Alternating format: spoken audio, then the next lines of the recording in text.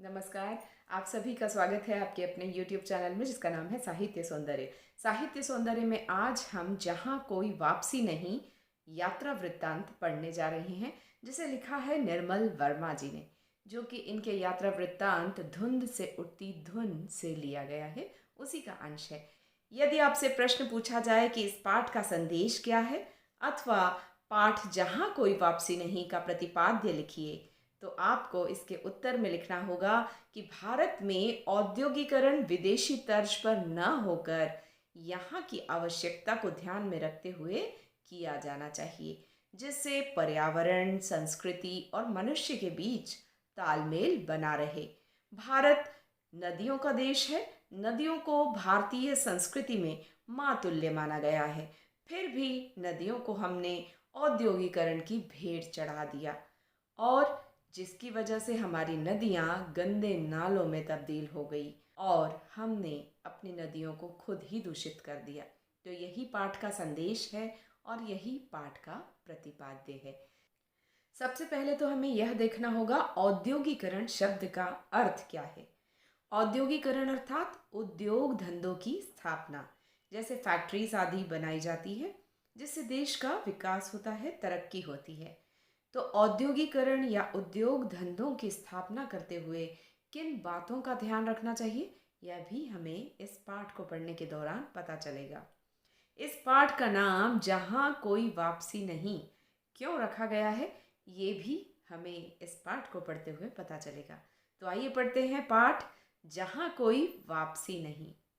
अमझर एक गांव है जो आम के पेड़ों से घिरा रहता है, जहाँ पेड़ों से आम झड़ते हैं।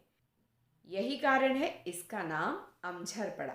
जब से सरकारी घोषणा हुई है कि अमरौली प्रोजेक्ट के तहत नवागांव के अनेक गांव, जिनमें से अमझर भी एक है, उजाड़ दिए जाएंगे, तब से आम के पेड़ सूखने लगे हैं। उन पर सूनापन छा गया है।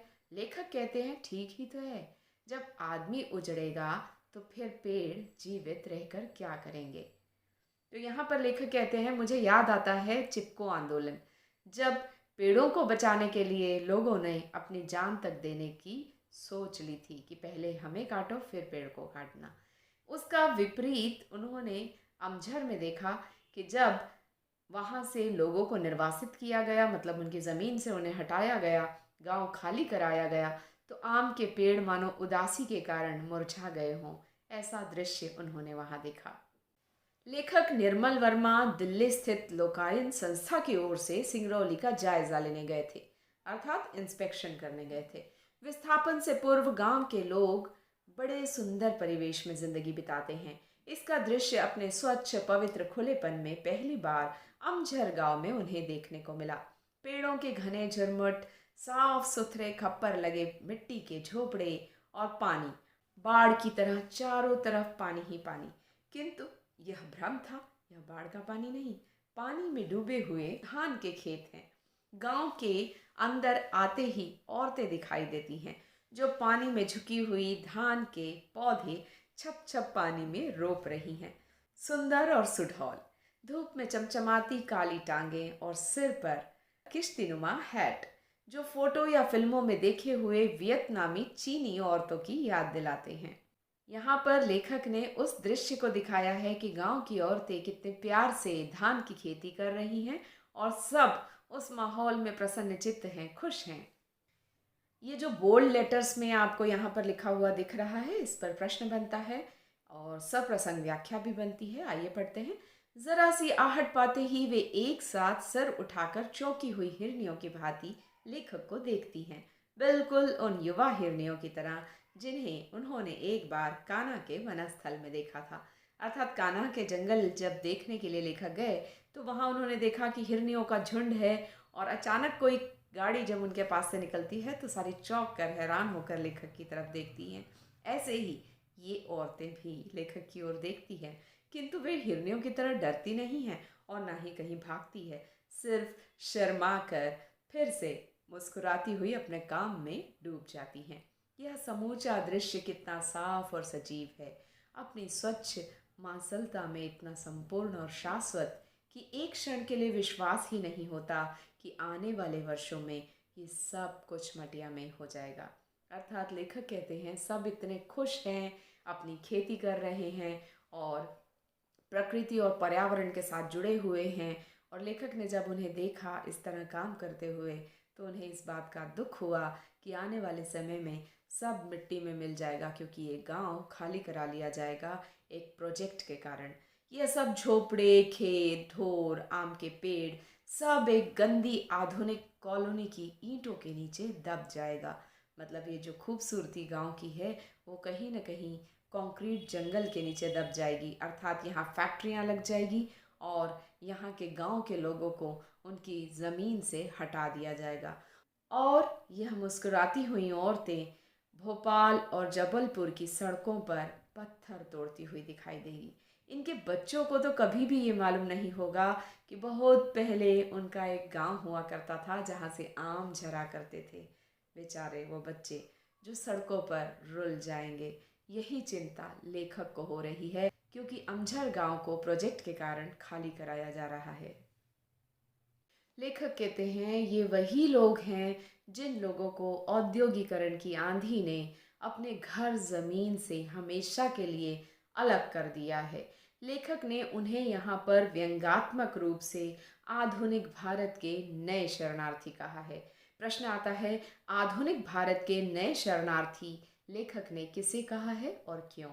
ये एक व्यंग्यात्मक पंक्ति है, क्योंकि आधुनिक भारत व्यंग्य के रूप में कहा गया है कि हम एक तरफ तो भारत को आधुनिक बनाना चाहते हैं और यहाँ औद्योगिकरण करना चाहते हैं, विकास करना चाहते हैं, लेकिन दूसरी तरफ उन ग्रामीण लोगों को उठाकर उनके ग्रामीण परिवेश से शहरों की गंदगी में फेंक देते हैं, जहाँ जाकर ये बेचारे बहुत ही दयनीय स्थिति में जीवन जीने के लिए मजबूर हो जाते हैं, गंदगी और झुग्गी झोपड़ियों के बीच। तो अपने ही भारत में वे शरणार्थी बन जाते हैं। प्रकृति और औद्योगिकरण के कारण विस्थापन में अंतर है। प्राकृतिक आपदाएं किसे कहते हैं? जब बाढ़ या सूखा पड़ जाता है, तो जब बाढ़ या सूखा जैसी स्थितियां हो जाती है तो लोग कुछ दिनों के लिए अपना घर परिवेश छोड़कर कहीं और जाकर बस जाते हैं। लेकिन जब बाढ़ का पानी नीचे उतर आता है तो वे अपनी ज़मीन पर वापस लौट आते हैं। लेकिन जब कोई प्रोजेक्ट किसी गांव में आता है तो जब उनसे ज़मीन छीन ली जाती है किसी प्रोजेक्ट के कारण, तो बेचारे फिर कभी अपनी पुरानी जगह, अपने पुराने घर लौटकर वापस नहीं आ सकते। इसीलिए विस्थापन के दो कारण हो सकते हैं। एक तो प्राकृतिक आपदा, जिसमें आज नहीं तो कल वे अपने घर लौट आते हैं, लेकिन दूसरा कारण औद्योगिकरण है, जिसके कारण वे कभी भी अपनी ज़मीन पर वापस नहीं लौट पाते। बाढ़ या भूकंप की प्राकृतिक आपदा के कारण जब लोग घर छोड़कर कुछ समय के लिए सुरक्षित स्थान पर चले जाते हैं तो स्थिति सामान्य होते ही वापस घर लौट आते हैं। जब लोगों को औद्योगिकरण की वजह से विकास के नाम पर निर्वासित अर्थात घर जमीन से बाहर कर दिया जाता है तो वे लोग फिर कभी घर वापस नहीं आ पाते। इन्हें हमेशा के लिए अपना घर जमीन छोड़कर जाना पड़ता है। इससे केवल मनुष्य नहीं उजड़ता बल्कि उसका प्रकृति, पर्यावरण और उसकी संस्कृति भी उजड़ती है। ग्रामीण बेचारे मजबूर हो जाते हैं शहर की ओर पलायन करने के लिए। गांव का हरा भरा जीवन छोड़कर उन्हें शहर की गंदी बस्ती में, झुग्गी झोपड़ियों में रहने के लिए मजबूर होना पड़ता है। सिंगरौली की तारीफ करते हुए लेखक कहते हैं, सिंगरौली जो अपनी प्राकृतिक सौंदर्य के कारण बैकुंठ अर्थात स्वर्ग और अकेलेपन के कारण काला पानी माना जाता था, अब प्रगति के मानचित्र पर राष्ट्रीय गौरव के साथ उपस्थित हुआ है। अर्थात सिंगरौली जो पहले प्राकृतिक सौंदर्य के कारण स्वर्ग की तरह माना जाता था और काला पानी माना जाता था अपने एकाकीपन के कारण, अकेलेपन के कारण, तो दूसरी तरफ अब वह औद्योगिकरण की भेंट चढ़ चुका है जो राष्ट्रीय गौरव की तरह मानचित्र पर अब अंकित होता है। सिंगरौली की भूमि इतनी उर्वरा और जंगल इतने समृद्ध थे कि उनके सहारे शताब्दियों से हजारों वनवासी और किसान अपना भरण पोषण करते थे। लेखक का मानना है कि कोई भी प्रदेश आज के लालची युग में अपने अलगाव में सुरक्षित नहीं रह सकता। अर्थात आज का युग लालच का युग है। कभी कभी किसी प्रदेश की अच्छी संपदा ही उसके अभिशाप का कारण बन जाती है। दिल्ली के सत्ताधारी और उद्योगपतियों की आंखों से सिंगरौली की अपार खनिज संपदा भी छिपी नहीं रह सकी। उनके लालच ने इस प्रदेश की अपार संपदा को ढूंढ निकाला। विस्थापन की एक लहर रिहंद बांध बनाने से भी आई थी, जिसके कारण हजारों गांव उजाड़ दिए गए थे। अर्थात रिहंद बांध बनाने के वक्त भी इसी तरह से गांव से लोगों को खदेड़कर बाहर कर दिया गया था। जब कहीं की कोई खनिज संपदा अर्थात नेचुरल रिसोर्सेज बहुत ज़्यादा होते हैं, तो जो दिल्ली के सत्ताधारी हैं अर्थात जो लीडर्स हैं और जो उद्योगपति हैं, पैसे पूंजीपति वर्ग, वो अपनी फैक्ट्री वहीं लगाना चाहते हैं ताकि उनको कम मेहनत में ज़्यादा से ज़्यादा मुनाफा मिले। लेकिन लेखक इस बात से खुश नहीं है। वे कहते हैं प्राकृतिक संपदा वाले ऐसे क्षेत्रों को औद्योगिकरण की भेंट नहीं चढ़ाना चाहिए, वहाँ फैक्ट्रीज नहीं लगानी चाहिए। यह सच है कि औद्योगिकरण ने पर्यावरण पर संकट पैदा कर दिया है। औद्योगिकरण अर्थात फैक्ट्रियों के कारण गांव के गांव उजाड़कर लोगों को निर्वासित कर दिया जाता है, जिससे प्रकृति, मनुष्य और संस्कृति का संतुलन गड़बड़ा जाता है। अर्थात गांव में रहने वाले लोग अपने ग्रामीण गीत गाते हैं, आपस में जो रीति रिवाज, पेड़ पौधों की पूजा आदि करते हैं, वो सब शहर आकर उनका बंद हो जाता है। तो संस्कृति भी कहीं ना कहीं आहत होती है। औद्योगिकरण के कारण विस्थापित लोगों व उनके कचरे ने पर्यावरण पर संकट पैदा कर दिया है। आपको पता है जब फैक्ट्रीज लगती है तो उसकी गंदगी, उसका धुआं काला, पेड़ काटने की वजह से जो है पेड़ों के कारण जो शुद्ध हवा होती है वो भी नहीं मिलती और आकाश में काले धुएं मंडराते हैं फैक्ट्री के। ये सब पर्यावरण पर संकट पैदा करते हैं। मनुष्य अपनी प्रकृति व संस्कृति के बीच संतुलन को नष्ट कर देता है। ऐसे में हमें ऐसी योजनाएं बनानी होंगी जो इस संतुलन को कायम रख सके और विकास और प्रगति भी हम कर सके। लेखक का मानना है कि अगर ऐसे प्रोजेक्ट ऐसी जगह पर लगाए जाएं जहां पर ज़मीन उपजाऊ न हो, बंजर ज़मीन हो, तो ज़्यादा अच्छा है। लेखक का मानना है कि स्वतंत्रता के पश्चात ट्रेजेडी यह नहीं थी कि औद्योगिकरण का मार्ग चुना गया, बल्कि दुख इस बात का है कि पश्चिमी की देखा देखी और नकल में योजनाएं बनाते हुए हमने प्रकृति, मनुष्य और संस्कृति के बीच के संतुलन को नष्ट कर दिया। तो स्वतंत्र भारत की ट्रेजेडी क्या थी, ये प्रश्न पूछा जा सकता है। इसके उत्तर में आपको यही लिखना है कि हमने पश्चिम की नकल किए बिना अपनी मर्यादा के आधार पर हमें औद्योगिकरण के विकास का ढांचा तैयार करना चाहिए था। इस संतुलन को नष्ट होने से हम बचा सकते थे। इसका विचार भी हमारे शासकों को कभी नहीं आया। तो लेखक कहते हैं जो नेता या जो हमारे शासक वर्ग है, जो उद्योगपति वर्ग है, उन्होंने इस बात का ध्यान नहीं रखा कि इस तरह फैक्ट्रीज बनाने से क्या क्या नुकसान होगा। लोगों का नुकसान होगा, गांव उजाड़ दिए जाएंगे और संस्कृति भी कहीं ना कहीं पीछे छूट जाएगी।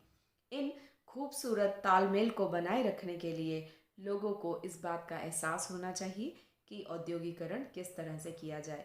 भारत की परिस्थितियां और है, पश्चिम देशों की परिस्थितियां और हैं, क्योंकि वहाँ पर जो तालमेल है वो मनुष्य और पर्यावरण के बीच बनाने का सवाल उठता है, क्योंकि वहाँ बहुत ज़्यादा ठंड है। लेकिन भारत में ऐसा कुछ नहीं है। भारत में संस्कृति, पर्यावरण और मनुष्य के बीच तालमेल बनाने का प्रश्न खड़ा होता है। तो हमने अपनी नदियों को गंदे नालों में बदल दिया है, ये भी प्रश्न आता है। तो आप लिख सकते हो कि कल कारखाने और औद्योगिकरण के कारण हम औद्योगिकरण से जो कचरा निकलता है उसका रुख नदियों की ओर कर देते हैं और नदियों को माँ तुल्य समझा जाता है एक तरफ, और दूसरी तरफ हम उन्हें गंदगी से उजाड़ रहे हैं।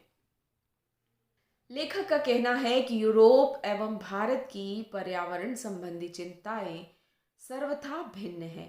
यूरोप में मनुष्य और भूगोल के बीच संतुलन बनाए रखना पर्यावरण का प्रश्न है, जबकि भारत में यही संतुलन मनुष्य, प्रकृति और संस्कृति के बीच बनाए रखने का है। इस पाठ से एक प्रश्न और बनता है कि हमने अपनी नदियों को नालों में बदल दिया है। क्या आप लेखक की इस बात से सहमत हो? तो इसका उत्तर यही होगा कि हाँ, हम इस बात से सहमत हैं, क्योंकि औद्योगिकरण के कचरे के चलते हमने नदियों को नालों में बदल दिया गया है। अब इन नदियों को हम कैसे बचा सकते हैं, उसके लिए उपाय बताइए। तो आप कह सकते हो कि स्वयंसेवी संस्था के द्वारा हम नदियों की रक्षा कर सकते हैं। दिन त्योहार जैसे गणेशोत्सव या फिर छठ पूजा आदि पर भी नदियों को दूषित करने से हम बचा सकते हैं, स्वयं स्वेच्छा से स्वयंसेवी संस्थाओं के साथ अपनी सेवा देते हुए। दूसरा, आप कह सकते हो कि फेसबुक पेज बनाकर आप लोगों में जन जागरण ला सकते हो, जिससे कि नदियों की रक्षा हो, नदियों को साफ रखा जाए। तीसरा, नुक्कड़ नाटक के जरिए आप लोगों में एक संवेदनशीलता जागृत कर सकते हो नदियों के प्रति, नदियों के रख रखाव के प्रति।